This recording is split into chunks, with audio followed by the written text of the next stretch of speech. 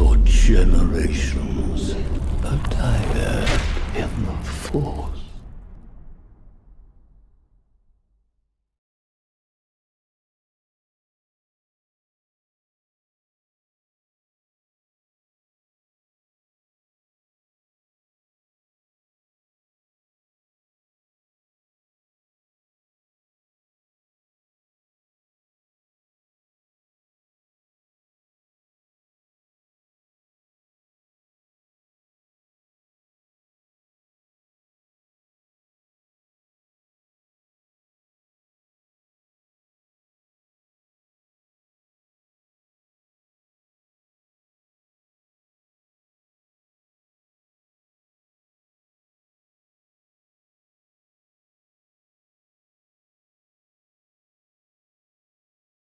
Nobody heard anything.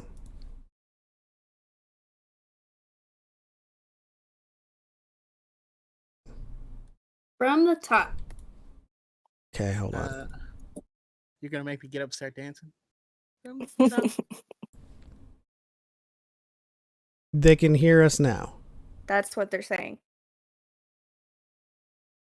Everyone in the chat, press F. In the chat, if you can hear us. Yeah, press F if you can hear us. So, what did you do that was different? We got an F. We got Okay. a bunch of Fs. We're good. Oh, I stitched your video earlier and I used my mic, so I had to just plug it back into the settings. Okay. We're doing it live. So, Choco, on you. Yeah. All right. Intro again, part 2. Yeah, today we are going to be spending the whole episode diving into Rising Storm, the latest High Republic book. It really good. It's dense. It's heavy. Can't wait to talk with everyone here because we have an amazing panel and all of you as well. But yeah, if you've already read it, please stay with us. If you haven't read it, please bookmark, still like and comment and all this stuff.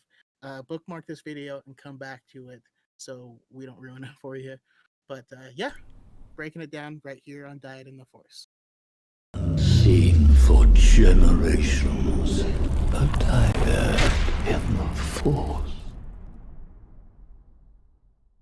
All right, we're back. Welcome to Dyad in the Force, episode 35 again. If you can hear me, please type F again in the chat. If you can't, we're going to do it over again. Even better the second time. Absolutely. Levi says, intro 2, intro harder. 2 intro, 2 harder, right? This episode, as Brandon said, is all about Rising Storm. We're going to be talking about the book, going deep into the details, reconciling with our feelings. Hard because this book goes hard on our feelings, and we have a very special roundtable. It's not every day or it's not every week we have so many lovely people on Dyad. This is like a high ground thing, but we've got 3 guests. Introduce yourself, Sawyer. Hello. Most of you in the chat probably know who I am. I'm Sawyeurism, otherwise known as Sawyer. I do TikTok, maybe YouTube eventually. But you guys know me. I'm a lore master, and right now I can't stop making Resident Evil videos. But it's okay. I'm getting back to Star Wars tonight. It's fine. Awesome. Shaylee. Hello. I'm Shaylo Ren on everything, TikTok, Twitch. You may have seen me there. I make all things nerdy, and I'm very excited to be on Dyad again. Thank you for having me. Absolutely. And Fern. Hi, I'm Fern at Always Fern on TikTok. I make mostly Star Wars content from a humanities perspective, and I do a little podcast called Star Wars English Class, which is exactly as nerdy as it sounds. And I'm also super excited to be back today. Absolutely. He's probably dead. May the Force be with you. He's probably dead. May the Force be with you. Sawyer, you also have Star Wars. Are you guys still doing that? Is that still on break? Or are you trying to like we rebrand it? need a rebranding. We need a rebranding. Right. It's not going to be Star Wars anymore, but eventually it'll come back. Yeah, so as everyone said, Yay. they've been on Dyad before. This is a reunion. I do believe Shaylee was one of my first guests, along with Eggy it's been a while. and Stubbs. I have been saving that Rebels fan cast for you. Yeah. And then Fern and Sawyer were on I believe another book roundtable that we had. And then I think Fern again on A Test of Courage. It's hard to like recall where everyone was, but they've all been here before and now they're back. They're series regulars. A couple of announcements, of course, before we begin. Channel memberships are open. If you're not a member right now, please join Squadron 7. Custom badges, emojis, personal shoutouts, monthly watch-alongs. Although if you are my dyad, you get that no matter what. I should probably subscribe. I didn't think about it. I mean, hey, I subscribed to you on Twitch, the first Republic Commando stream. So I think an exchange, a law of equivalent exchange is in order. Everybody who joins this episode, I get a cut, a small portion. So please. Absolutely. everyone that is a lie. I'm just kidding. Yeah. Also a new card has been added.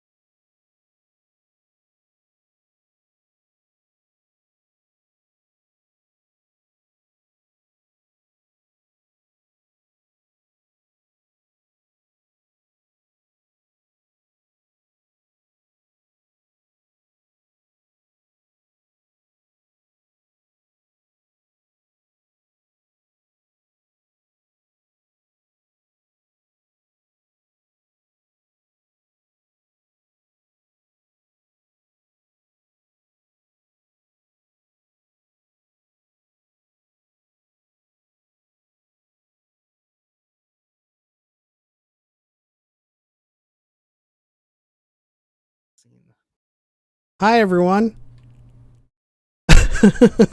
I didn't prepare. Okay, let me try this again. Audio input, AT2020. Audio output, HyperX Clouds. Got it. When the audio did cut out when I switched to the member card, right? Because I do have the audio in the Yeah, perks. it looks like that's when it cut out. Gotcha. All right. Sorry to interrupt you. I just No, thought you should thank you so much for keeping me in check. That's my job. Press F in the chat if you can still hear me, but this is me shouting out the Squadron 7 pilots. You can see that the members have chosen their starships, and that's what they're piloting. So shout out to St. Pat, Car2D2, Grandmaster Bale. St. Pat has not finished the book, so he's not going to be here in the chat, but he's with us in spirit. And he's got our 6. He definitely does. Harith Productions, Nerd Connor, DePaul, Brian with the beard, Brian with the bread beard, Brian with the beard bread, X-Core Gamer Skills, Arya L, Johnsky, Levi, Julia, and Masa. And we're back to the main stage where hopefully the audio is still working. This is why I love doing it live, because the last time we lost audio, that was on a recording. And that is the first time I think Sawyer came in a clutch. Yup. Also, speaking of members, if you haven't linked your Discord or linked your YouTube account with your Discord, do so immediately so you can join the chat so that you can select your starship in the private chat. But with that said, let's go around this round table, virtual round table, because I don't think anybody has a round table right now. We'll start with Fern. Your impressions of the book. And please say more than read this book. I appreciate that, the fervor behind that statement, but let's go for it. I actually legally can only say that when a book features Wreath Silas, and this one did not. So I might believe that people should read this book. However, it can't be my one-liner this time around. But I did really like this book. I wasn't sure what to expect going in. I had heard from you guys that it was quite a bit darker than Light of the Jedi, what we'd seen in the past, and I didn't know if that was going to be my vibe, because I like really hopeful books. I like books that bad things might happen, but they end on a note of just hope and optimism. I will say, though, I also love angst, and this book was chock full of that. So I ended up really enjoying the dark places that this book brought us to. I really enjoyed like the emotional journeys so many of these characters had to go through, and it's I think up there, one of my favorite canon books. Awesome. Definitely my favorite canon book. And I do believe it is Brandon's. Speaking of which, Yeah, it's certainly it has jumped up. I'm a and I always worry if it's just recency bias, but this book carried so much of what I loved about Light of the Jedi, and just gave us a lot more depth into each of those characters. So it's hard to beat a book, especially when you've read 3 other books with these people. This is why people loved the expanded universe, because they got to spend so many books with these characters. But it's wonderful. I'll say it. Read this book. absolutely. Shaylee? I am not a reader, which is why I feel like this review for me carries a lot of weight, because I really genuinely loved it and wanted to keep reading. And like I said, I am like I struggle with reading. So it kept me invested the whole time. I love the characters. There was a lot of angst. It was I don't want to say more adult, but it almost felt more mature and adult than like other Star Wars content, which really was like, ooh, I loved it. And so I 1000% would recommend reading this book.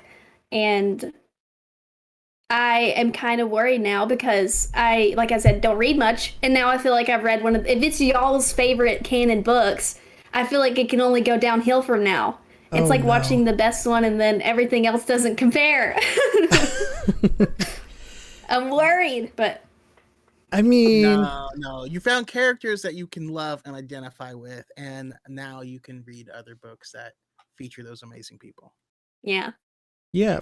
I mean, like, it certainly does give you that feeling. Like, if you have a favorite canon book, it's like, how can they top it? How can they do better? But I Claudia she's on deadline right now. I don't know if it's a Star Wars book, but if it is, we have to look forward to that.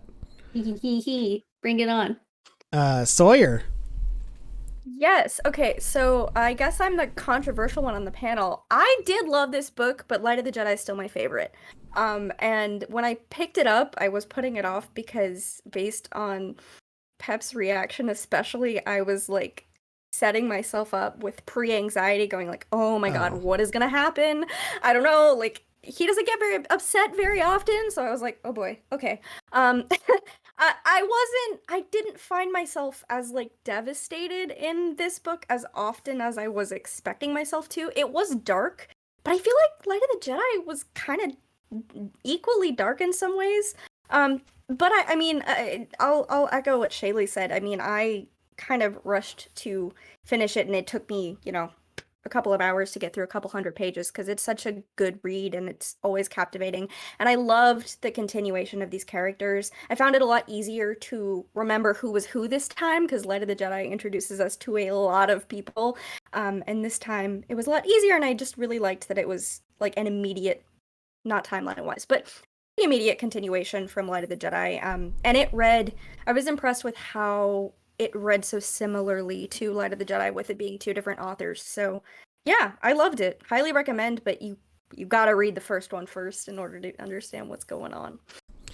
Awesome. I think Light of the Jedi did kind of create this space where it's preparing you for something like this.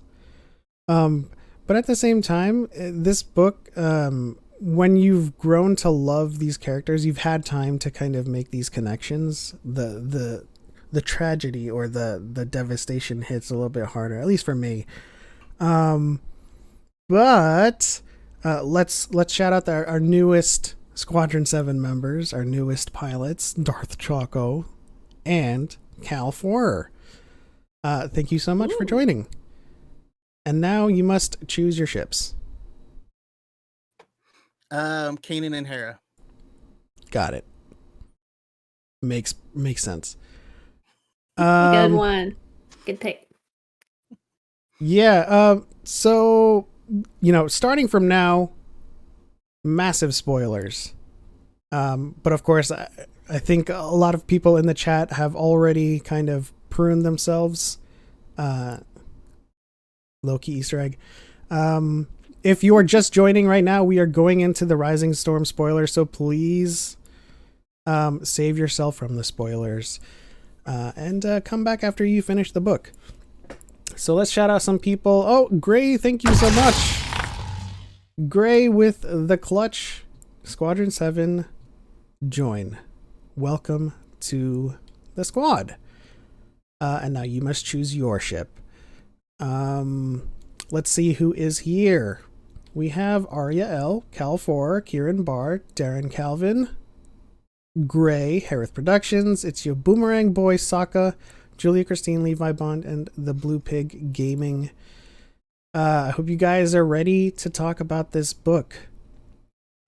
Ariel says, I think the cinematic violence was what made Rising Storm a bit more dark, in my opinion. That's true.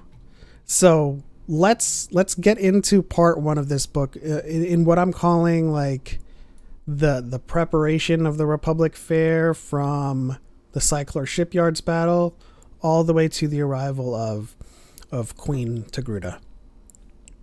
And of course, conversational in nature as always. Jump in whenever you have something to say. But yeah, starting from the most devastating first part of the book is this the shipyards. Or does anybody have like a catalytic event before then? I mean, it kind of, like you said, it started with the shipyards, and it was just an interesting event because we got to kind of see like how things have progressed since the last book, and people are just kind of chilling. But we see that Marchion Ro was very smart with what he did, and leaving them to believe that they aren't a big threat anymore while they're waiting to do stuff.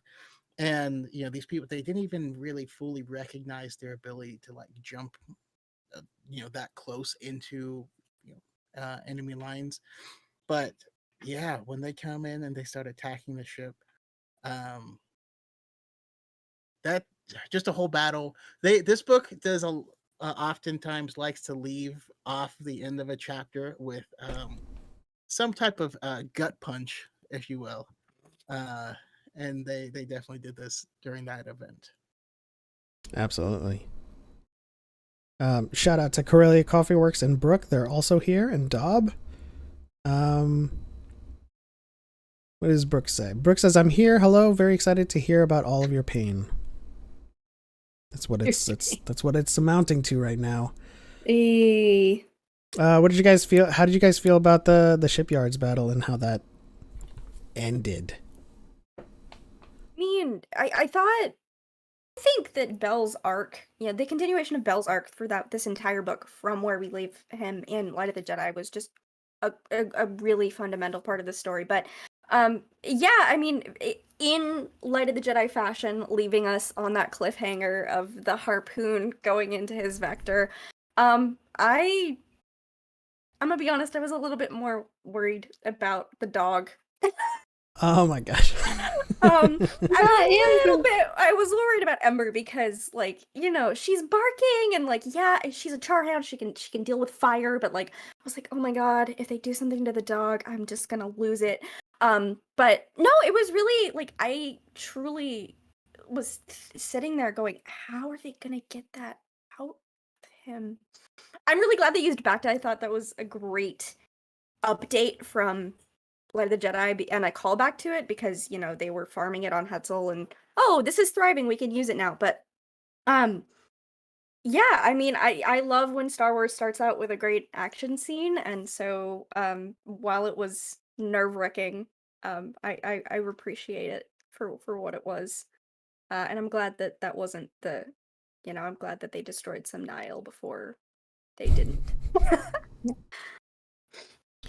Yeah, Also, the description of the leader of that storm was just grotesque and disgusting, and I loved him. Ugh. But sorry, what were we gonna say, Fern? Yeah, well, I was just gonna say I completely agree with Sawyer. Like, this felt like the beginning of a Star Wars movie in a way. This action sequence to start us off, and I would actually say this whole book felt like it had very similar pacing to a lot of the actual movies. And what I sort of mean by that is that I think at times the pacing is a little weird. I'm not mad about it, though. This is what I sort of expect from Star Wars, or these climactic moments that come before you expect them, and then a continuation of the story after you think the story seems to be wrapped up, but we're continuing on.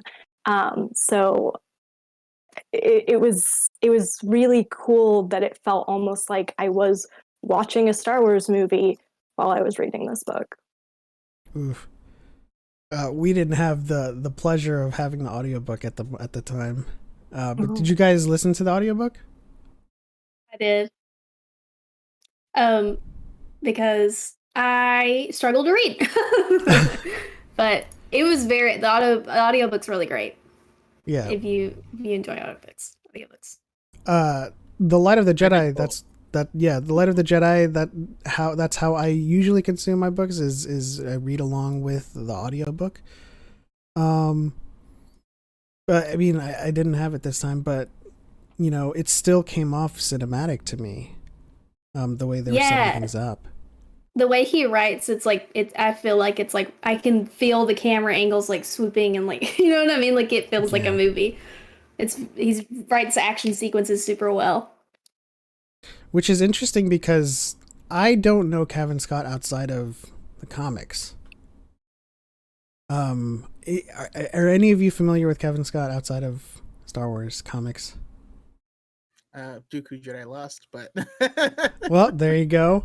And that was kind of like script-like in nature anyway, so it's kind of like a smooth operator transition to a cinematic novel. What about my boy Elzar and Avar? And do we have anybody in the chat or anyone in the panel that was on that ship? Yeah, I was mad. I was so mad when it was like, Avar was like, what are you doing? We're not Padawans anymore. Oh my god. Elzar's my favorite, especially after he's my favorite. I love him. He's great. But I was on that ship and I was like, come on, Avar. You were on the dock when you watched it sail, right? You were like, dang it. You know me. That's how Watch I it am with sink. like everything. Sink, yes. Sink. If I see it, I'm there. But no, I mean, oh gosh, why I lost my point. What was it? Well, it sank with Come the back ship. to me. I guess so. I'm on the ship, but I enjoyed the. I remember. I think it's really. I think just the High Republic in general is Into the Dark as well is exploring this idea of Jedi doing things that we don't think Jedi are supposed to do. And I don't know if it's just because I am an adult reading this or I just find it incredibly amusing as is, but it's kind of Elzar. It makes the Jedi seem more human. And yeah, I know most Jedi are human, but like Elzar is a great example of a normal person, and so I, as upset as I was at Avar, I gotta stan Elzar. But yeah. What were you gonna say, Shaylee? I was just gonna say I am on that ship, but I appreciated that moment because of the angst and the sadness. What about? So I liked it. What about Samara? Or is it Samira? Samara? Samara. Are you asking me? Are you asking me if I like her or like that ship, Or if it is a ship? both. No, I think he's just trying to fill the void. You know, Glad it happened for his sake. Like, you know, he to get that out of his system. Rebound. But I don't think it was, especially the way that arc ended, with her being like, sorry, like we're done. I think that was a moment in time and not so much the emotional attachment thing that he had with Avar. you think that's a pickup line? We don't teach repression where I come from. You gotta let it out. Sounds a little scary. Can't handle that. If you have played SWTOR before, I like to describe Elzar as the player avatar with the flirt option. Every time it comes out, he's picking that option. Yeah. Yeah, he strikes me as the sort of person who falls a little bit in love with everyone he meets. Yeah. It doesn't mean it's all serious. It doesn't mean it's all going to turn into some sort of like long-term committed relationship. But basically, he meets someone, he thinks they're pretty, he falls in love. Yeah, he wears his emotions on his sleeve. Yeah. He is a big heart, and that's his strength and his weakness. You know, it's for good and for bad. You see injustice, and he feels the need to do something about it, and he sees Samara and needs to do something about it. Cal says, or Shaylee in Mass Effect. Hey. Shaylee, are you the player with always the flirt? My chat always pressures me to flirt with everybody. They're like, we gotta have as many romances as possible. I was like, I don't know if we can do more than one, but I'll try. And then it gets really awkward. I mean, I feel like you shouldn't be calling out people when we know you press flirt with Satil every opportunity you get. Yeah, of course. That's on brand. I'm not hiding I it. spammed that option as well. You know, it's. I mean, Choco's brand is to just press flirt no matter what. It doesn't matter who it is. I mean, I do that too. That's the but- first thing he told me when we found out he played. He's like, you know what the rule is? I'm like, what? Always press flirt. Yeah. Oh my gosh. What about Elzar and Stellan? Does anybody ship that? I'm just kidding. I was like, I love Stellan though. Stellan is funny for my favorite. He hits me a lot as the Mace Windu for this era, and I don't know. He just something about his spirit. He gives me vitality. That's what he does. He makes me want to be a better man. That's a great way to put wow. it. For the longest time, I saw the Stellan art and I thought that was Elzar. Does anybody Yep, else me get that? Like Elzar comes off as the guy that looks like Stellan, and Stellan's art looks like that would be. Wait, no. Stellan's art looks like that would be Elzar, and Elzar's art looks like that would be Stellan. I looked at it today because I wanted to verify. I was like, have we seen fan art or just art of Elzar? And I was like, wait, what? I thought that was what? Yeah, so We have. I think it was the Light of the Jedi cover. yeah, but I thought that was Stellan. Yeah. Which is See why what you mean. I just, it's that beard. It's that beard. It's that flirt option. I don't know. what connection I'm trying to make. Of course, we're also, getting really close with Lena, Chancellor Lena So. And in the chat, I know some of you raised some concerns before we started, or before you started reading the book, that you felt like Chancellor Lena So was too good to be true. Was she? Anybody? I think real and did it's we lose? spectacular. Did we lose Fern? Is Fern frozen? Oh, Oh, I'm there here. she is. There Can- she is. Hello. I think it was for a second. I What? said that I shipped Stellan and Elzar and clipped through reality. Ah, you were in the world between worlds. The universe. Yeah. I can relate. I did it. I did it once. How did you guys feel about Chancellor Lena So? I did actually want to talk a little bit about politics in this opening section, because I'm not typically someone who looks at a politician who's pushing a strong defense program and think I agree with that person. And I know he's set up as a sort of antagonist, or at least an antagonistic figure. But I kind of think Senator Toon was right about some things, specifically about whether or not it's a good use of money to put on this elaborate fair when there are people who maybe don't have enough food to eat, or don't have the resources they need. And this was actually something that when I read Light of the Jedi was sort of concerning for me, because I didn't understand the Nihil as villains. If this is allegedly like a golden era of prosperity and sort of wealth and excess, because I know we're supposed to see them just as like, well, they're just cruel and they're selfish and they're greedy and they want more. But realistically, that's not why people, like, they are kind of political figures. They're positioning themselves in opposition to the Republic, and like that to me very much seems like, well, what were their needs that weren't being met?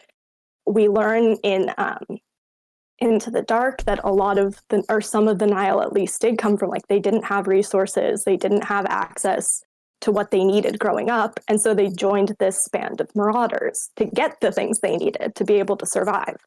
That sort of seems like the sort of thing perhaps Lena So should be addressing if she wants to overcome this threat, I think. Yeah. Which is it's and I that's why I love politics in Star Wars, because it, whether or not you throw your eggs in this person's basket, you can clearly see both sides of, like, what if this can bring this fractured galaxy together, make them appreciate each other, which could also be a catalyst to spark that. But yeah, they both make great points. It's just that Tia Toon, as Julia calls him, Toontown. It's like he's out of line, but he's right. Yeah, I mean, of course, like when it comes to politics, there's always like, it's more complicated than black and white. Toons, whenever he makes the argument that the funds could be used more responsibly than throwing a Republic fair, and there are people on the outer rim or the fringes that could use that money, it all sounds nice, but then he just wants it for the defense fund. So there are like arguments to be made about, like, yes, he has a point, and Chancellor Lena So is kind of latching on to this her great works, and she doesn't have her eye on the ball. But they both have their agendas. One is just I want defense spending, and this is all fluff. So it's good that we have such complex political characters. Roof. Was that Suki? Yeah, that was Suki. Both of them are very, very pro colonialism, though. Yes, absolutely. The one thing that I wanted to get everyone's opinions on is are you glad that Lena So isn't too good to be true? Like she isn't. She really does. She really is authentic, and she's not turning out to be like someone who's now nice on the outside and then just has evil plans on the inside. What do you guys think? Yes. Yeah. Yeah. I mean, for me, the big thing with having her, be true to being a wonderful person, lends itself to how the Jedi as an organization got in bed with the Republic in the first place. It wouldn't make sense if it was already corrupt, but as this story plays out, you can see the situation where, she's explaining like, no, the Jedi are a symbol, and the Jedi standing with the Republic is what we need to bring the people together in order to fight off this Nile threat. And as I'm reading this book, I can absolutely see like a Plagueis or someone like studying all this stuff as it's unfolding and knowing exactly like, okay, I'm gonna push these buttons when I get the opportunity, and we're gonna force them into the same situation, and that's how we win. Yeah. Shout out to Conspiracy Cantina. I do believe that is DePaul and X-Core Gamer Skills' podcast, right? With the $10 ramen drop. Very, very much appreciated, good sirs. Arya L says, in regards to Fern's politics, opinion, yes, I agree with all caps.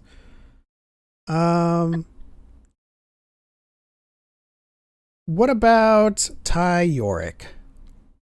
Let's talk about Ty Yorick. Toss a coin to Tyuric. Sheila, how'd you feel about her? She's a super cool character because I feel like I've been wanting like to see more like. Well, I just think it's nice to have a character who did leave the Jedi Order and what in not like a let's go commit genocide kind of way. You know what I mean? Like she's not.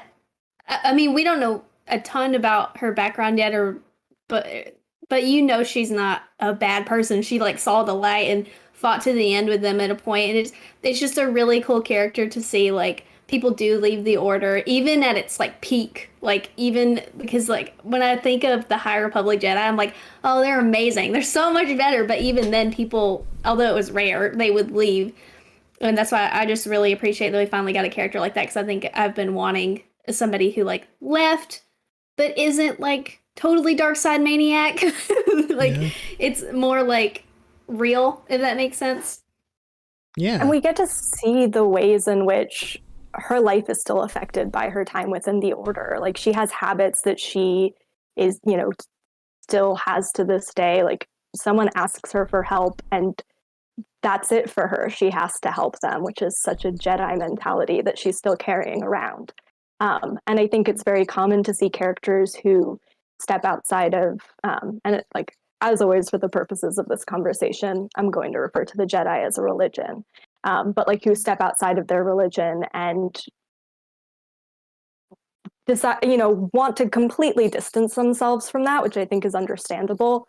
But I think it provides such a nuanced perspective to have this character who has left a lot of that behind and does want to distance herself.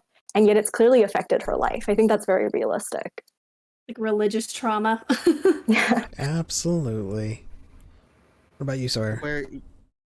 I'm gonna say, like, I really appreciate, not only are these Jedi, like, the peak Jedi, like Shayla said, like, these are, the High Republic is the reason I respect the Jedi. I know you're the Jedi apologist, Fern, but for me personally, and I think for a lot of people, we weren't super crazy about the idea of a Jedi until we read these books because of the prequels, but, or the prequel era rather, but I really like that the High Republic is giving us so much versatility with like how you can be a Jedi or how you can use the Force.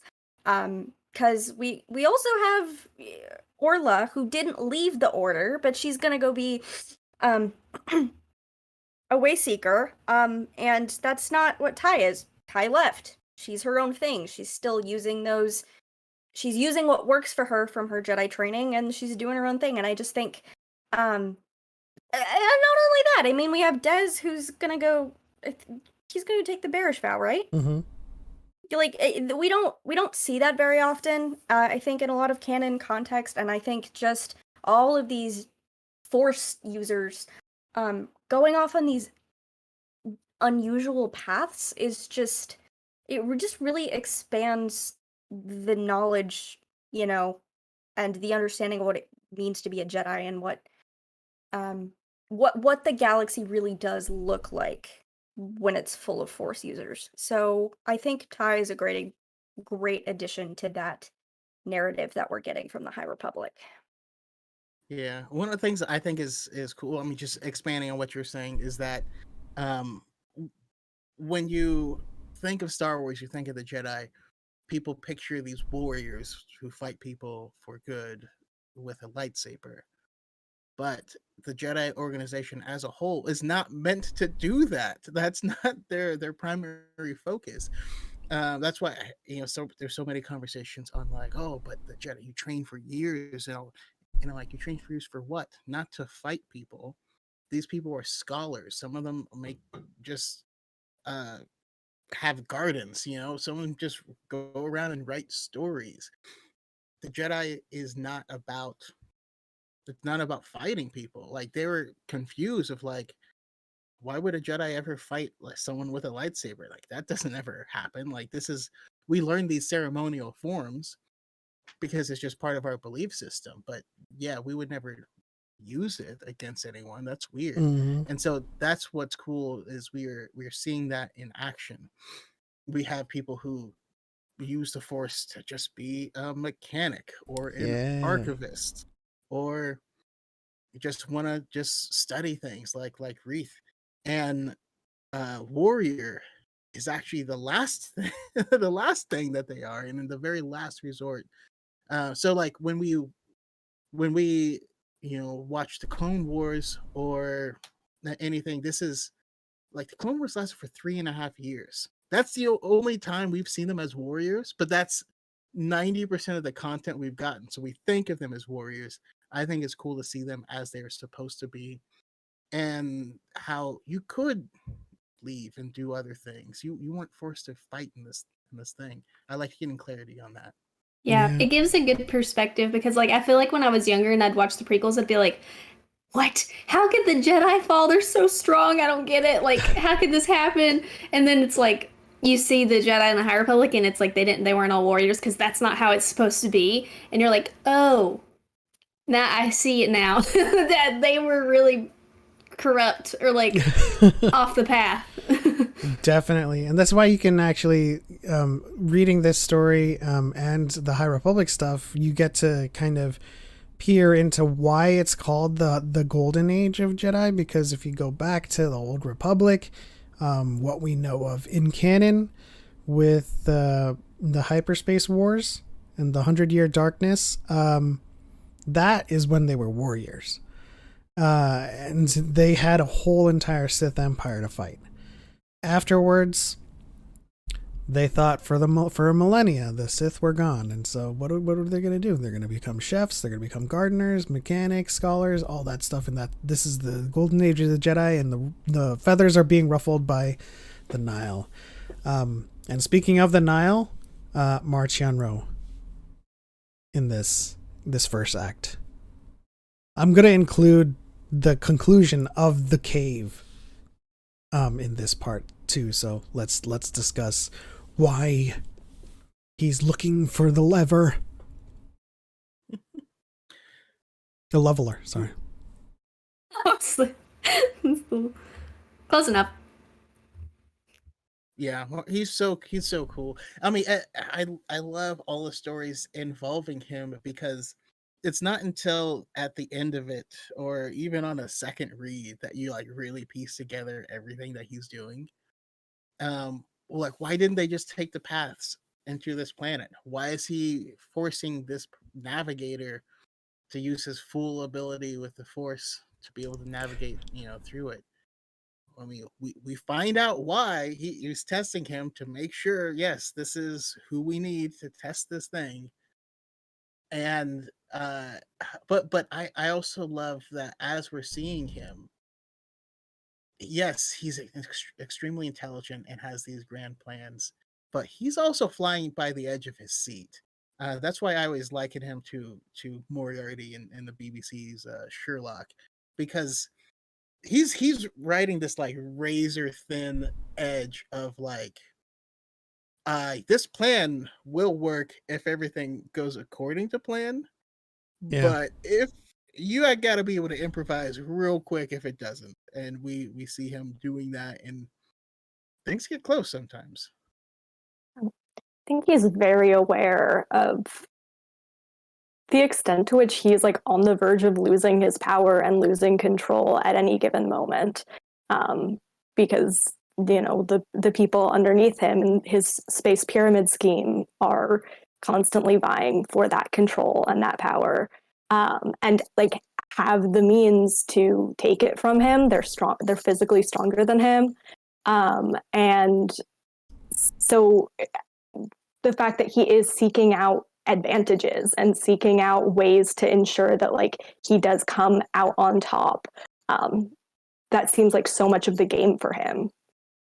Yeah. You just broke my mind, by the way, calling it a space pyramid scheme. I'm pretty That's sure really I stole good. that from someone, but it is true.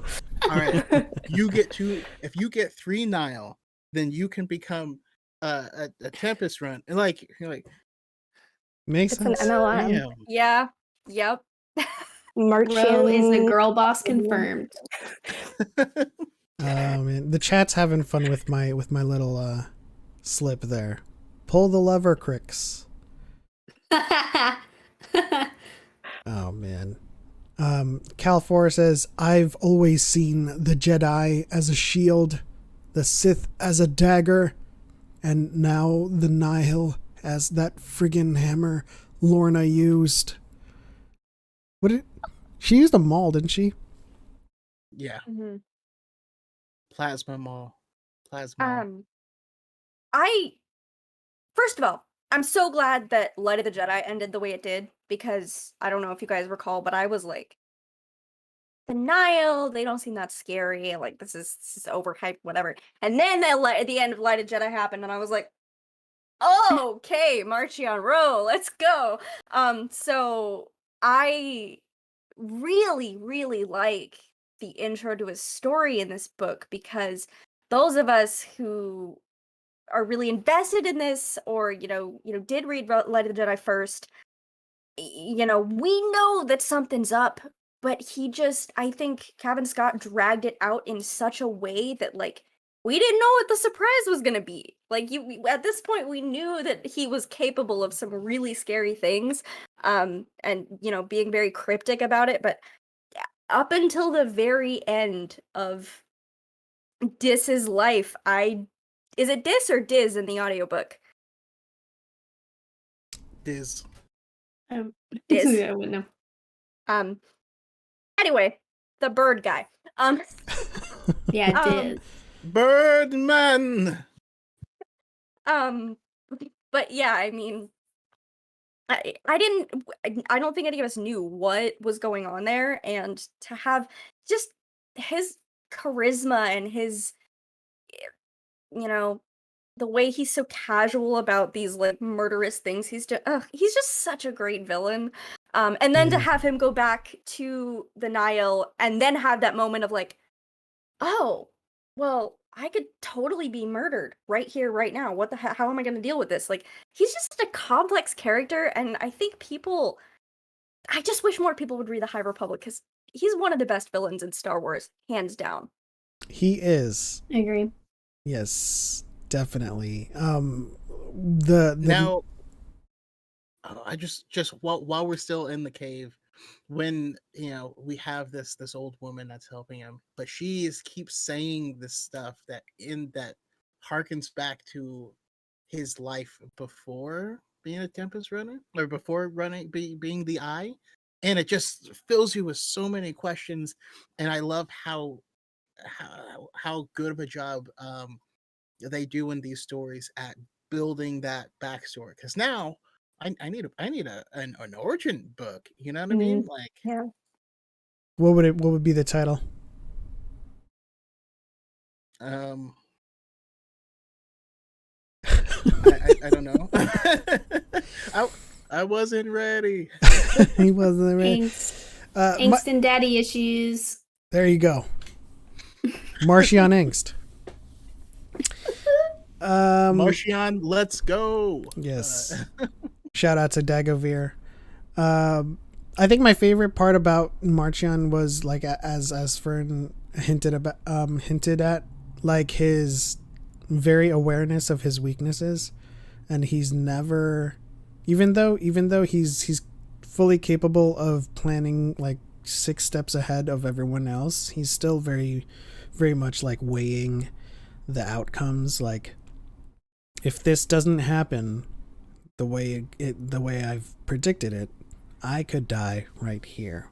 And he's not one of those kind of omnipotent villains that has the ability to like check themselves, or at least provide themselves with their own safety net. He has to make everything happen for himself. And I just love the way he does this. And so we go into part 2. And I assume everyone here just like had like was shocked when he curb stomped that guy. It's like, I loved it. Sick of that guy. you're no longer of use to me. It's funny though, because he almost it reads almost like he think it's almost like a mercy to them, of like, thank you for your service. Here's your severance package, and then he means severance literally in some cases. Yeah, he did him dirty. He did. Part 2. The Republic Fair begins. We've got all the dignitaries here and there, and the Queen of Togruta, or the Queen of Shili, is present. Everyone's having a great time. What's the one thing that stands out to you during this part of the book? Like the whole attack, the fair, Ty York gets caught, that little one night stand. I don't know why I'm doing this gesture, but the one night stand. Belle and the Innovator, like that whole like apocalypse scene, 2012, like just like being caught underneath like debris. Belle, man. So many times in this book. Communications are restored. Orbelin and Lorna D. And then their counterattack. What's the one thing that jumps out to you guys from this part of the book? Canonically naked Elzar man. Yes. That's what jumps out to me. That is canon. They did it. They did it. And the difficulty with which it takes to derobe. Is there difficulty? That's why they wear so much robes. Like he's like trying to put this stuff back on. He's like, oh god, I'm so late. There's so many folds. Okay.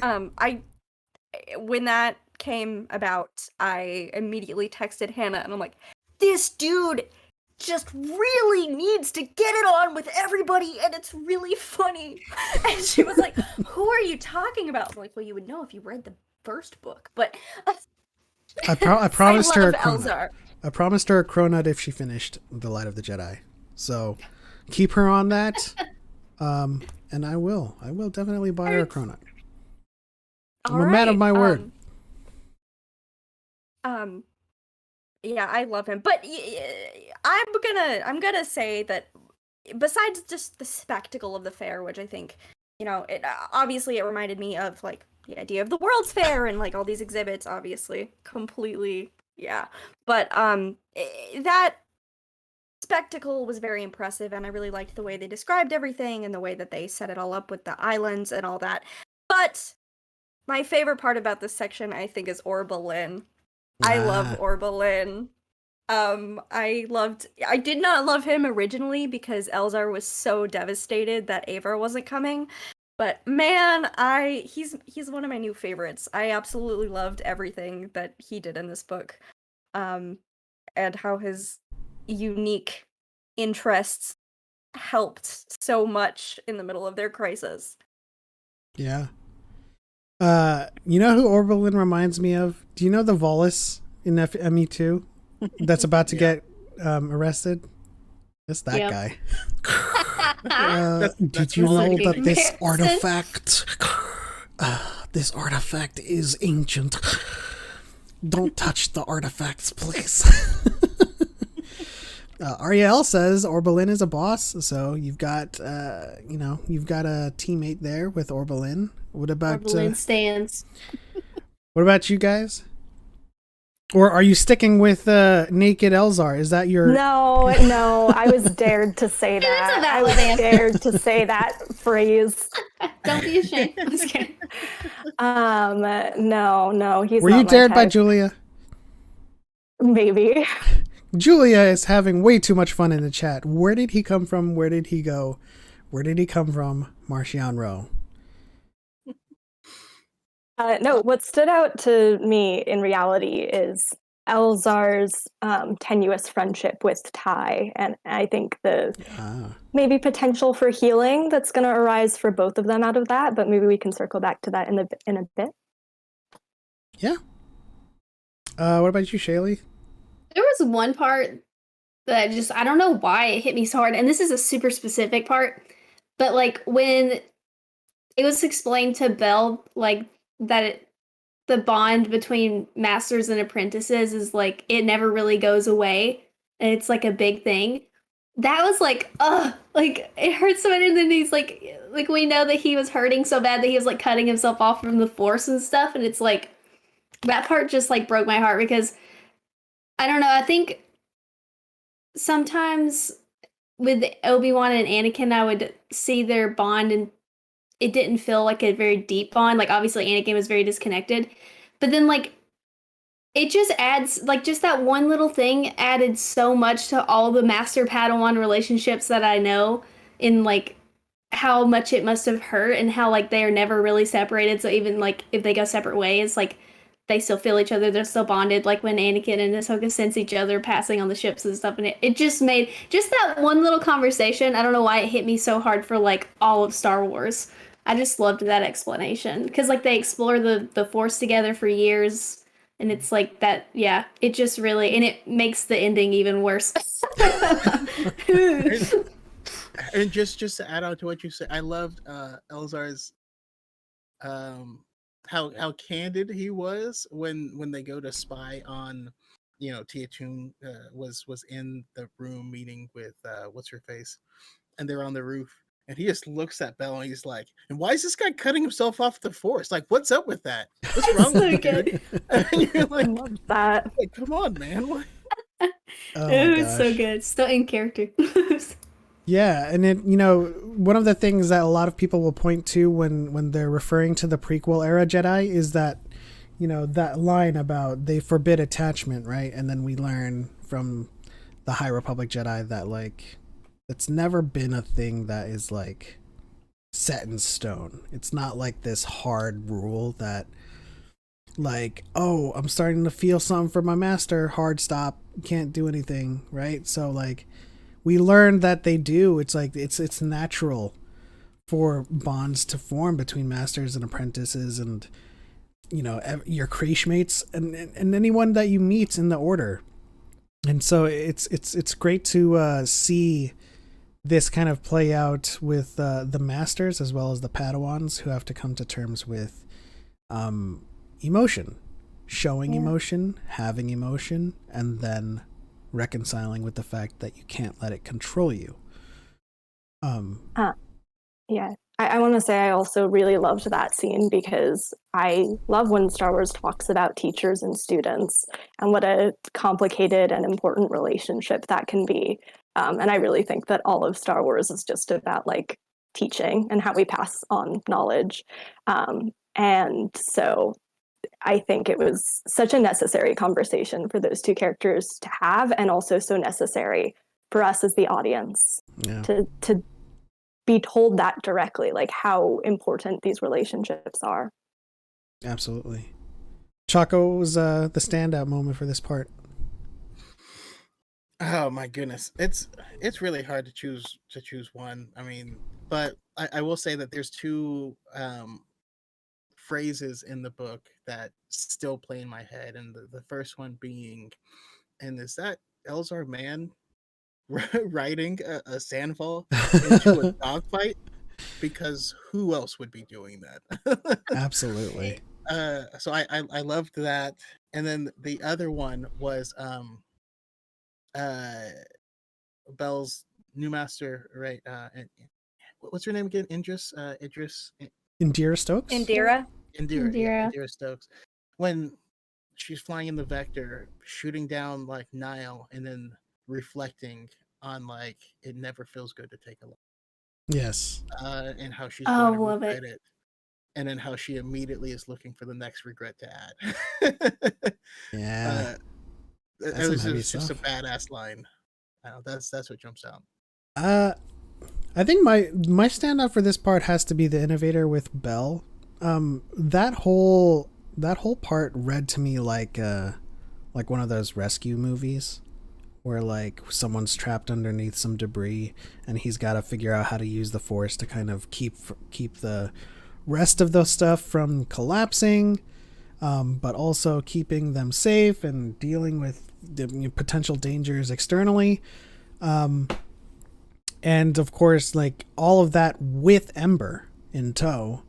So it's like there's a massive amount of danger to be, distributed in that scene. And then when I believe the senator's son, and was it Jom? Yes. His name is Jom. His name is Jom. And who else was there? The other kid. The mayor's son. The mayor's son, and then the engineer from Cyclor, right? I think that was him. When they were trying to escape through that shuttle, and Belle showed up. And then they escaped out of the bulkhead, and then they were like, man, like we lost Belle. And then he came out with Ember in tow. I was like, this is awesome. Because like ever since the harpoon, you're just like holding on to dear life for Belle. It's like, please don't. Oh. Okay, I do have one more thing I gotta bring up, because there's that whole thing with with Belle was horrible. We saw him get hit with the harpoon and all this stuff. When they're making the Jedi are coming back, and you have Buryaga as part of the fight, and they release the little droids and stuff like that, and like the whole fight reads a lot like the previous fight. Mm-hmm. And I'm like, Cavan Scott, if you kill Buryaga, I'm gonna find you, man. Like don't hurt Buryaga. The whole book is talking about like what a pure and amazing soul and one of a kind he is, and how gentle and stuff. And I'm like, if you hurt a hair on his body, I'm coming for you, man. Like, yeah, that's what I was thinking during that. That's my son. Brooke says, I was so nervous for Ember the entire time. Agreed. Yeah. Agreed. You can't do anything to that dog or Charhound. You want Space John Wick? That's how you get Space John Wick. That's what I'm saying. Oh man. But then that, wanting a Space John Wick also means that you're prepared for that to be the catalyst. And I don't know if I'm prepared for that. Julia says, I feel like this was the first time I read dog in a Star Wars book, and it was a lot. Actually, it struck me weird. Like, that struck me too at one point. I was like, huh? Wait a second. Sorry. Pull it back in. We haven't seen many dogs, have we? Wolves? Oh, that's but true. Not like a Both not wolves? like a pet. Not like a pet dog though. Like And Solo. They existed in Solo, but they were a very small part of the movie Solo. They were featured a lot more in the book. Most. Right. Okay. Any other standout moments from this? What about the media reporter in Oberlin? That was great. Yeah. Yeah. Well, no, I mean, I guess it kind of ties into something that I was thinking about during this, like, the conversation. I think that what Cavan Scott was able to do because Charles Soule's job was to set up the universe, introduce us to a ton of characters, and there were moments, especially in the first section of Light of the Jedi, where you did get to know a small character really well, and then they typically died. But I think what Cavan Scott did really, really well in this book, especially during this like middle section, was give us a real story with all of these minor characters and give them just enough screen time, so to speak, for us to really get to know them. And I felt that way about Lena So's son. I loved the story with him. I felt that way about, I'm slipping on her name now, the reporter. Real or It was RAHL or something? Yeah, real. Yeah. And I felt that way about Diz from the beginning of the book. So I mean, and I loved that they, you know, in an era where it's all about the Jedi, I loved that all of these people who were not Force sensitive were able to play such a pivotal role in the story, and she is the reason that they get help in the end, and I think that was really cool. Especially because there was a large conversation, you know, in this story about media coverage and how that affects things. But in the end, that was, you know, she was pivotal in getting them help and helping them save the day. So, and I also really liked her relationship with her droid and the description of like, oh, we lost the connection. It was like losing a limb. Absolutely. I also just wanted to touch on Nile battle tactics, Oof. because they, you know, like most people, when this was announced, I was like, how are the Jedi going to fight? Like, what are they going to fight? And are they going to be a real threat? And then you're like, yeah, crazy space pirates, space Vikings on PCP in a cloud of poison, blaring like wreck punk, like robbing you of sight, smell, of your hearing, um, and just being just drugged so that they can't feel pain and they won't stop. You know, they're all hopped up on Mountain Dew. It feels it feels a lot like some comment sections I've been in. Yeah. Now that you mention it, with the Nile attack and their tactics, like that showdown with Stellan, with Matari and Voru and Lorna D, right before that whole kind of like came to a conclusion, which is a concept art that was released, or like a cover that was released for Target, I think, and someone tweeted it out. And this was like a week after we had gotten our copies. And I was like, what? Why is that out? Why is that art? Also, for those of you guys who resented us for getting the copies early, we're getting to part 3. We've had to hold on to these feelings with no one to talk to. We've been alone in the corner. You knew what I did. I started to read the early copy and then I said, I need to wait for the audiobook. So that is one option. I just can't help myself. I really can't. I couldn't finish it in the time you did. That was impressive. I had to pace myself and just kind of like an old man into a bathtub, just ease myself into this story. Yeah, I don't know. I can't. I can't help myself when there's tragedy. I press play next episode. Gotta feel something. Yeah. Like, Sawyer, are you trying to finish the book? No. I thought about Speed doing read. it, I mean, but no, I was trying to find that concept art, but I couldn't find it. okay. I'm sorry to keep bringing stuff up, but like Books right we didn't talk about Elzar yeeting a whole island into like We did forget about that. the lake. That was pretty cool.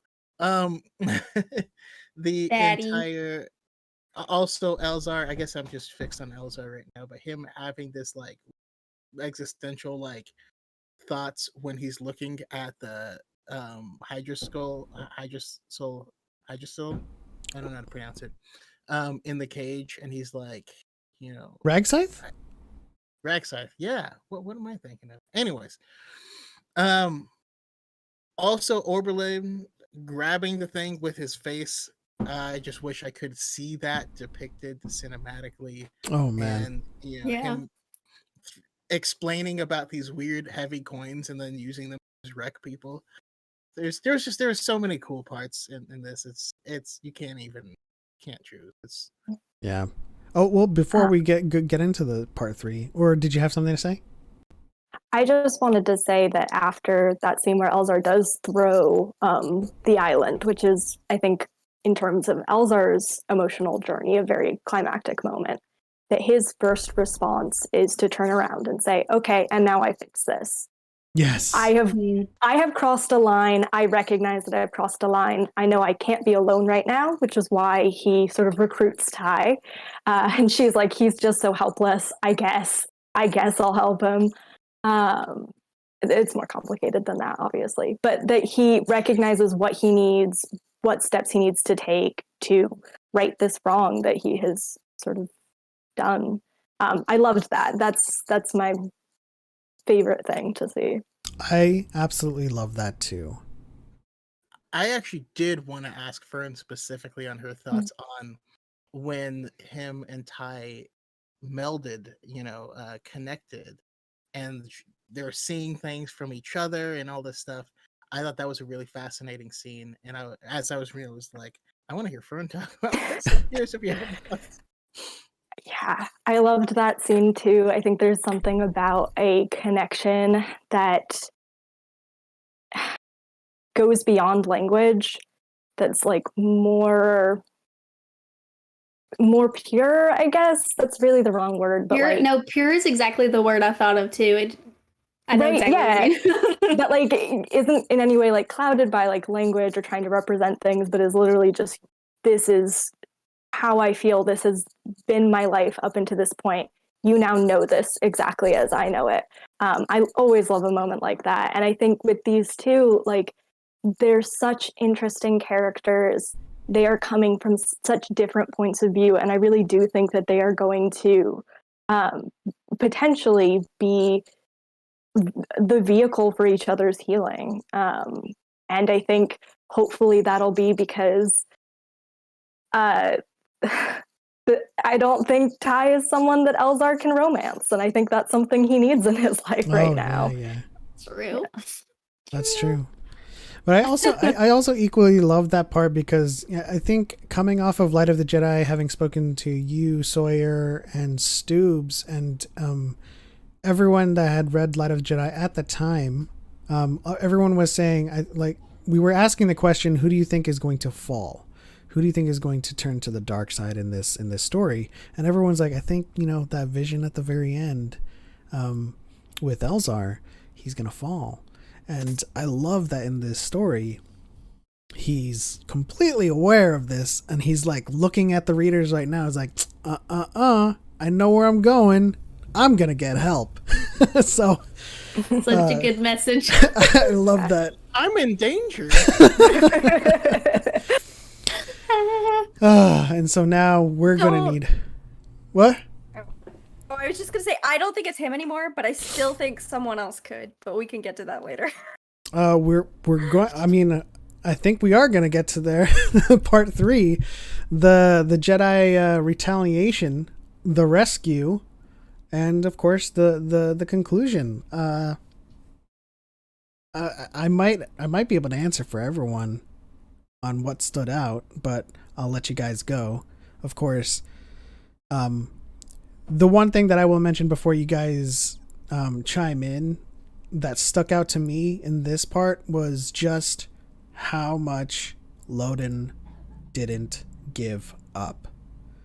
The guy was tortured for a whole year, lost his leku, which are, physiologically and culturally very important to Twi'leks. And he had, there was no inkling. He wasn't even as far as Elzar in terms of falling. He was fully, committed. But off you guys go with part 3. Where are you guys at? I was gonna say him because Ah, Do it. he is just like, I don't know, such probably exactly the kind of mentor that I feel like Belle and Elzar would need to look up to. He just, like you were saying, he just doesn't give up, and he is so focused on the right, like what's important, because he was like, oh, look what they've taken from you, and Belle was like, look what they've taken from you, and he was like, they haven't taken anything, or not what matters. And I was like, oh my gosh, if that were me, I would be like, this is the worst. He is exactly what you said. He really stood out for me, to not just at the end, but every time we went to him, I was like, dang, he's resilient. I love this man. yeah. But yeah. And does it, my brain may be like mixing up, when Elzar goes to his friend and is like, I'm struggling, is that in the ending, or is that earlier? It's Does it count in the third part? I may be confused on where. I feel like it was very near the end, but I could be confused.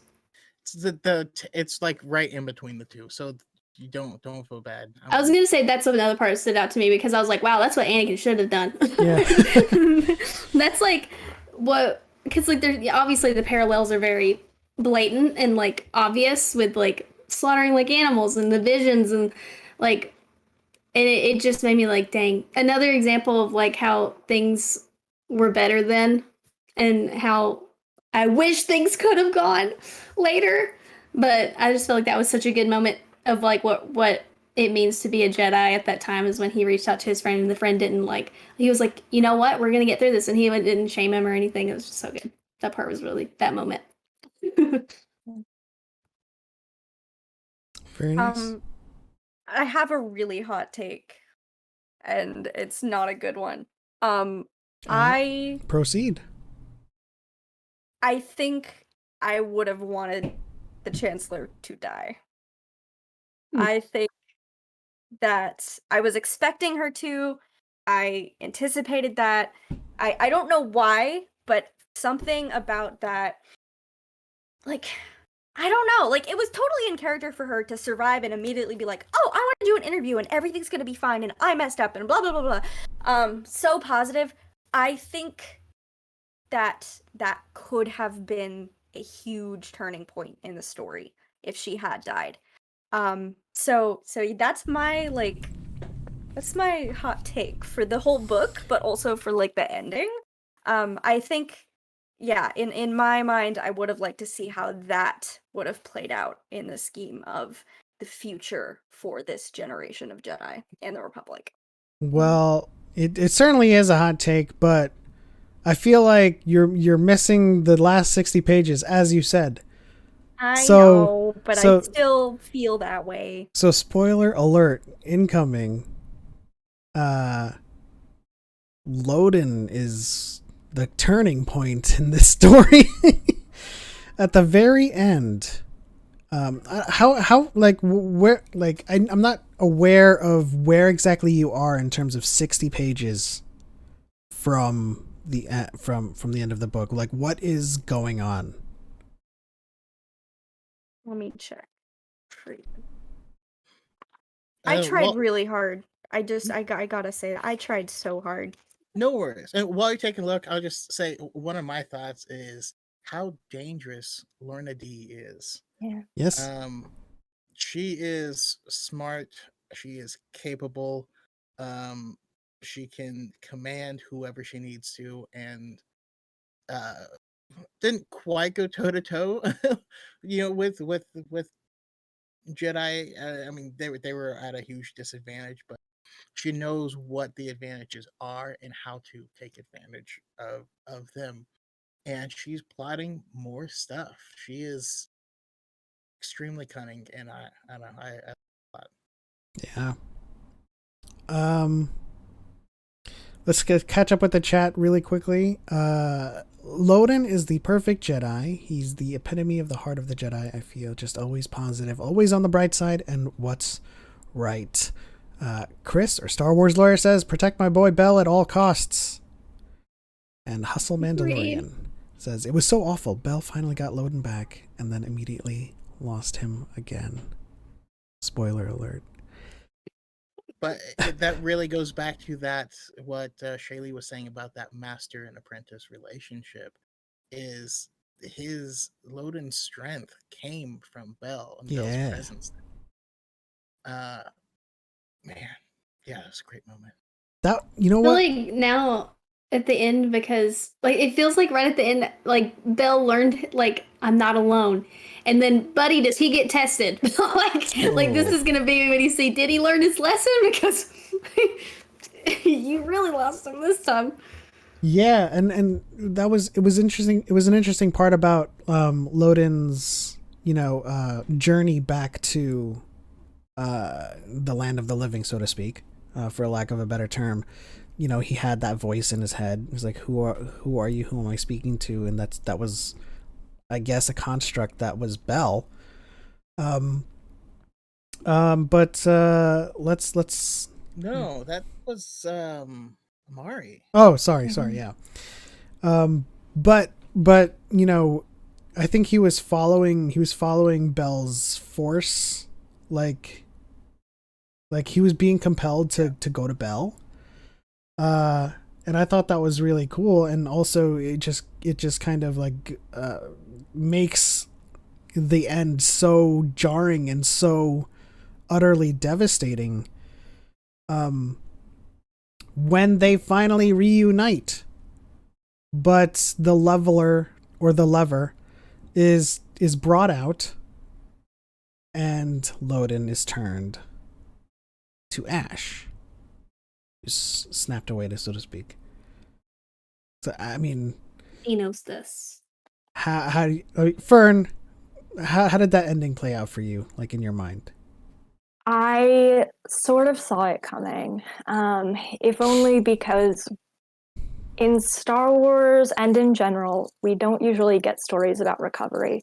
We don't usually get stories, not that we don't get stories about trauma and healing from trauma, because we do, but Loden had been through so much, and he's, did stay strong and was able to fight and was able to hang on to the light, especially sort of by way of his connection to Bell. But I don't know what a book I would love to see it, but I don't know what a Star Wars book focusing on Loden recovering from everything that had been done to him would actually look like. Yeah, that's true. It would have to be, it would just have to be a much quieter book. It couldn't be like action scenes and battles and stuff like that. It would have to be so much quieter. So I was like, I don't think he's getting out of this one, sadly. And it was, as it's meant to be, like the most tragic scene in the book for me. It's the fact that when Bell lands on the planet, almost immediately he is aware of Loden and he is called to Loden. And it once again, just like as you guys were saying, reaffirms how important that relationship is, probably for all Jedi, but especially for these two, and especially for Bell.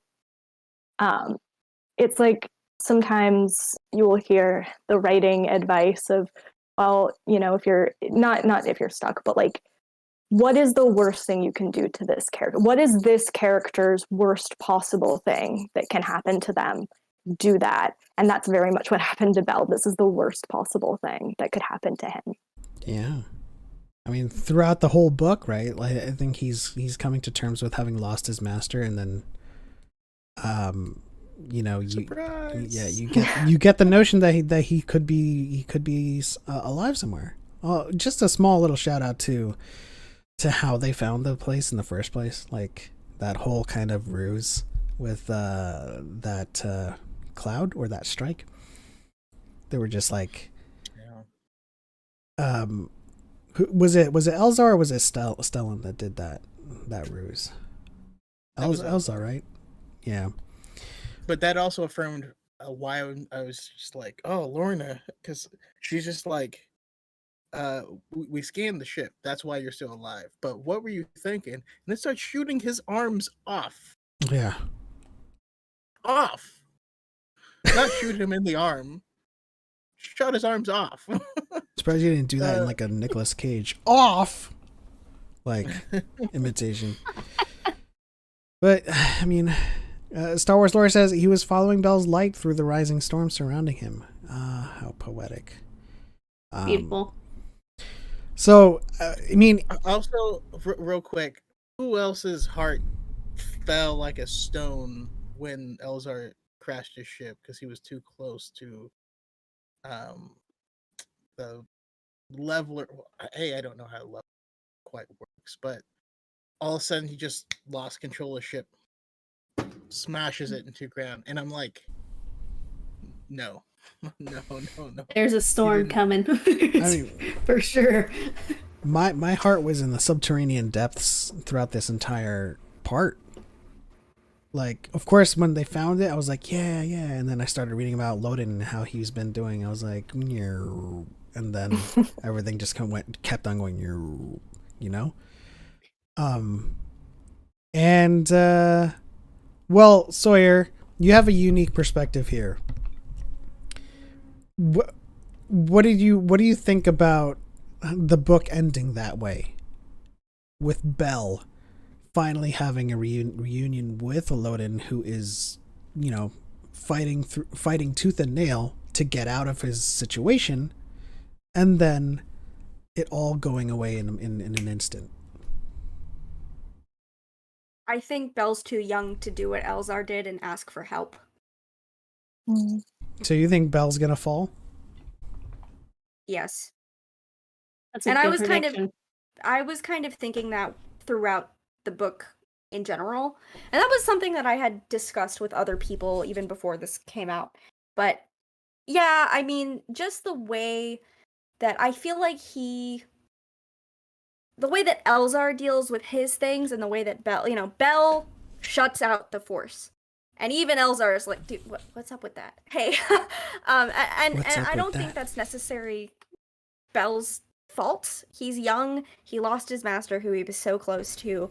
He was assigned a master he knew but just did not have that same connection with, and there was nobody there for him to be like, Indira tried, but there was no one there to be like, oh my god, are you okay? Can we talk about this? Yeah. And yeah, like I said, he's just too young to know that, I think he's gonna get to a point where he makes a mistake like Elzar did, but he's not gonna be like, help, this is not right. I don't think he has that control. I do think we see a lot of growth with him, in the way that he does, his rescue throughout the whole second part of the book. But I just don't think, if anything, I think that goes to show how much more powerful he's become and not as much how good he is. So that's my prediction, even without what you guys just spoiled for me, which is totally my bad. So Interesting. I also loved what you said, Fern, about what I just forgot you said. So now I'm gonna ask Choco to vamp a little bit. No. Okay. Sorry. Engineers. I'll let you finish. Well, seeing the engineer's daughter and not knowing like what the hell is she doing? Like, is she turning on them? Like, if she is, which I do fully believe that she was the true architect of this device, which actually mimics the Islamiri effect that we know of legends. That's going to come into play at some point in the rest of, like, there's so many pieces that are still going. Also, brief side note from the last section, I need a Porter Angle origin story, not origin story, but um like anthology, because of his fractured mind when they all connected, of all these crazy stuff happening with how old he is and all this stuff. I need context. Him Uh, just surfing on the back of a vector, just kicking ass. Like, Sawyer, you're on the panel with a whole bunch of people who's finished the book, and you're asking chat if Elzar dies. I didn't want to interrupt anybody. Oh, just interrupt. Don't worry. Oh, he was gonna die. I already feel a lecture from you, like a yeah. I feel a lecture from you coming on later. So Well, you know, the power of knowledge, right? That means I'm not gonna lecture you. And your vision would be... anyway, what Fern said about, with, there couldn't have been... Loden couldn't have survived this. Given what you had known and given what you had foreseen in terms of, like, a book that... Like, what is his story afterwards of him recovering? Like, what kind of story is that? And I had never thought about that, really. Like, I really just wanted him to recover and wanted him to come out of this relatively unscathed. In terms of, like, you know, the opposite of that. But it is interesting to think that the story was naturally going to see his end. And I also have to shout out that moment with Star Wars Explained. When Sawyer said that Loden was going to fall to the dark side, and Alex had to sort of scrunch his face, and I think Choco and I were in the chat. I immediately was in the chat, like, watching Alex's face, and then right after, he messaged me on Twitter. He's like, "So you read it too?" Yeah, it's tough. It's tough, but I know I'm giving you a hard time, Sawyer, but you know we love you. Anyway, anybody have any thoughts on the ending of this book? I would like to just shout out a very lovely moment, I think, from the beginning of the third section, which is that tiny little exchange between Stellan and Vernestra, his former Padawan. Firstly, I just love Vernestra Rowe very, very much, so I was excited to see her appear briefly in this book. But again, I think, Stellan is such a good teacher. That's what he loves most, and that's what he cares about most. And I think this, again, just reaffirmed how valuable the connections between masters and apprentices, how valuable that connection is. She's moved on from that time in her life, but they still have this very lighthearted, like very loving connection. I loved to see it. It was a little highlight for me. Yeah. Yeah. Real quick, I do want to shout out Cal. Can we shout out the scene of Stellan crying, holding the Chancellor? That was so vivid to me. Love that as well, and how that played. But I just want to shout out, like, does anyone else wish that they were back in school, but you had Fern as your teacher? I thought you were just going to say back in school, and I was like, yes, every day. That's why I'm a teacher. Didn't I say that the first time she was on? I said I wish I had her as the teacher. 1,000,000%. I think that all of the time, just like, man, she's cool. Like, were my teachers this cool, and I just never got to know it? I mean, I guarantee you, like, whole thing, my students do not think that. My students do not think I'm cool at all. Maybe a few of them do, but, like, those are also the, like, very nerdy students. So I'm kind of thinking, if I had the chance to go back in time, what would I do? I'd probably ask one of my teachers if they liked Star Wars. Find them more freely. Do you need to know who's the real ones here? Which teacher's the real ones here? I think that about life in general, because believe it or not, I didn't talk about Star Wars to people ever, unless we were like on a certain level. Yeah. My entire life. But that's Same I grew up as with me, freaking- because like it's like you don't know. It's like we're all undercover. Like who? Because everybody's afraid to talk about it, so there's secret spies everywhere. I mean, I'll be honest with you guys. Like, just off of looks alone, I don't see Star Wars in any of you guys, and then you probably don't see Star Wars in me. So that just means that we gotta, whenever we meet people, we gotta dig deep and ask them. Do you like We need a Star secret Wars? signal. Very visible lightsaber tattoo, but That's That's true. Yeah. nah, she just did that for attention.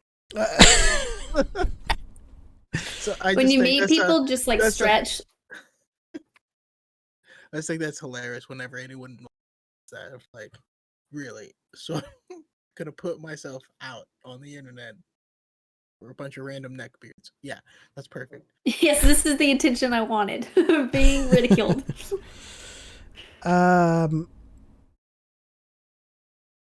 Star Wars lawyer says, also looking forward to the eventual confrontation between Bell and Marchion Ro. Do you think that is the final? Do you think that's the final thing? Like, Bell is the person? Maybe. It would work I narratively. could definitely see it going that way, but I wouldn't want to say for sure. If not Bell, who it is? Do you think like Avar, retakes some of the spotlight in the next couple of books, like she returns? sounds like people are irritated with her. I'm not.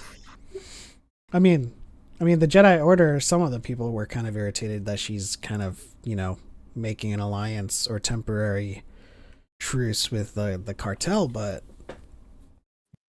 I don't think anybody hates her. Who hates Avar? Does anybody hear Avar? No, I was speaking in the context of like characters in the story, not like me. Like I like Avar, but I feel like people in the story are mad at her. They are. Yeah. and it also just, it's just like it's especially like coming from like a corporate world. It's hilarious when this stuff happens because we know what she's going through, and she's fighting big, giant plant monsters that can't really be killed in any easy sense. They will come back, and they're force sensitive, and like, and they're like, yeah, and she's over there using up all the Jedi resources, and you're like, do you not understand? Did you not see Fantasia? Imagine when you cut something and there's two of them now. Like, yeah, it's pretty funny to me. Yeah. Everybody needs to just relax. Like, what else could you use it for? The resources. What better use? Right? You're Jedi. What do you need? How dare more? you use the Jedi resources for Jedi things? Freaking evil plant monsters. You gotta be kidding me.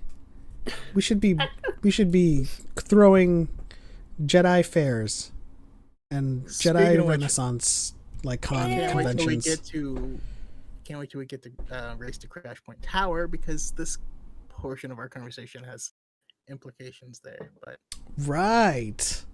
another Yeah. day. And of course, shout out to Arya L. The invite is open for you to come on and talk about your favorite Ram, Jomaram.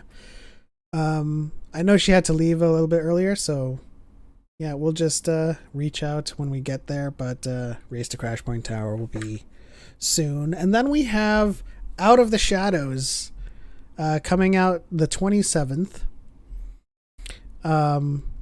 Reith is back. He is. And I'm, now I have to extend an invitation to Fern to come back and talk about Wreath. I will always talk about Reith. He is my favorite special boy. Do we know who else is in Out of the Shadows? Yes, but I'm not far enough to tell how long everyone stays in. But Yeah. Maybe we can have Julia and Fern on. Vernestra and Emery. Oh my god, so many of my favorites. That's exciting. Are we gonna have a Dyad Star Wars English class episode for Out of the Shadows? Crossover event. I love you're that. More just- ambitious crossover event than Infinity War. Yeah. In game. So any final thoughts on Rising Storm? We are out of time on this particular episode. We can always run I'm into glad the next Ember one. is okay. Same. Yes. So we That's got my final thought. we got a couple of Belle's gonna have a final confrontation with Marchion Rowe. Belle is going to, according to Sawyer, fall to the dark side. Did Bill's gonna need some counseling you? Yeah, he will. real bad. Yeah. but he has a support animal, and that's Yeah, Yeah. that's his anchor right there. If it came down to it, do you think Ember would be enough? I think if something happens to Ember, may God be with us. Yeah. That's gonna be the end of days, isn't it? Gonna. I feel like Ember is kind of like dog meat in Fallout, where like you can be good or you can be bad, and dog meat's just along for the ride and isn't gonna judge you, just loves you. I feel like Ember, even if Belle falls, like that's not gonna be enough, and Ember's gonna be like, yeah, I love him. Oh my gosh! Now I'm picturing a dark side Ember, but still Ember, Too like powerful. very enthusiastic, but just supportive of Belle being evil. Yeah. Fern, did you have any predictions? I try not to do predictions Got because it. I'm bad at them, and then I feel bad when I get things wrong. So I'm just gonna keep it to myself. Right on. My prediction is that I will curl in a ball and weep bitterly. That's my prediction. Very Wow. well said. I think that You'll is have to update us. that is definitely a viable option, of which I probably will join you soon. But yeah, like how many here by show of hands is this your favorite canon book? I don't have much space. Very nice. What's your favorite canon book, Fern? Into the dark. Ah, okay, still. What about you, Sawyer? Light of the Jedi. Very nice. All in the High Republic. So if you're just tuning in now, read the High Republic. Can't stress it enough, guys. I think I after can't reading wait. today's, it became my favorite era. I think so. Yeah. After reading Rising Storm. I feel pretty certain that it is my favorite era, but I'm just not ready to let go of my identity. Let go of the past. But Let go. I also can't wait to talk about Out of the Shadows with Fern specifically. Mm-hmm. Mm-hmm. I knew it was my favorite era after Into the Dark. I needed that staging book, and then I needed that character book to kind of bring me into the mind space that was the High Republic, and it has been there ever since. So High Republic is my favorite era. Rising Storm is my favorite canon book. Steel Shawn is still my favorite Legends content, anything. And yeah, that's it. Put that in there. Thank you guys so much for joining us in this Rising Storm Roundtable. Thank you to Sawyeurism. Do you have any final thoughts, any parting words, plugs, or anything you need to say? No. Oh, okay.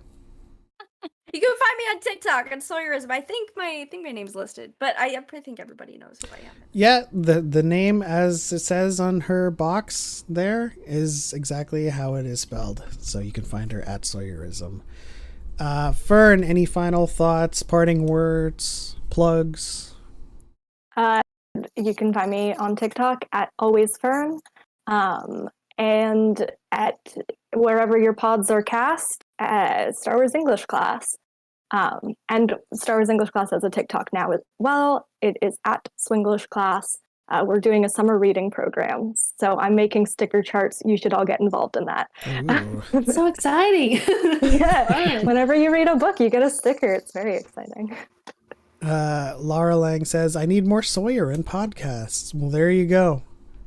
There you go. That's your, I don't know if the first vote, but there's a vote to bring back or to hurry up with the rebranding of SWW. I won't say the name. No, it's just SW, right? Yeah, it's SW still. Yeah. Shaylee, final words, parting words, any plugs?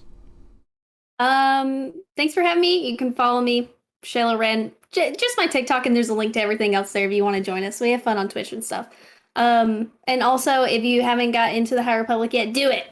That's all. Absolutely. Join her Twitch. It's awesome. Yes. We have so much fun. Especially now that I got a PC. Oh yeah, that's the thing right there. That's the little doohickey, There right? she is. Yes. I was live when people were like very well timing voice audio prompts to what was happening on screen. That was so fun. That was so fun. Makes it so much fun. Choco, what's on the bracket, or what's going on with High Ground next week? What's going on with you?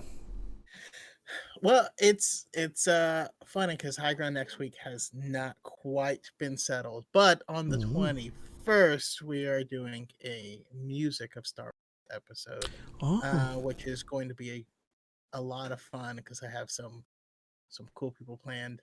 But yeah, it's happens every week. There will be an episode next week where we have fun, we talk Star Wars, we give out good vibes and hang out with the chat. I have had amazing guests, including everyone here, and I will continue to do so. But yeah, also I'm Darth Choco, so you can follow my YouTube channel as well. Yes. And I love you guys. Yeah. Are you gonna have like a whole bunch of musicians on there? Are you guys gonna do like a live jam session? That would be dope, but no, sadly no. Yeah, I've seen that happen. I've seen it try to happen, and it usually doesn't work out. Like remote jam sessions. Latency is a thing in music. I am a percussionist. Even like a few milliseconds behind gets. Everyone is, yeah. It just sounds bad, and you feel bad for playing it. Yeah. Don't do it. Don't try it. Shout out to everyone that is still in the chat: Brooke, Cal, Courtney, Darren, Gray, Sokka, Lara Lang. Brooke says, we love all the pods, which means it's time for get your trinkets and your shoes and your jackets and your shirts from the Far, Far Away Factory on Etsy. Brooke makes some of the best art for your fandom needs. We'll say that. But of course, we are out of time. That is the end. On to the next one. For light and for life. We are all the Republic. May the Force with you always.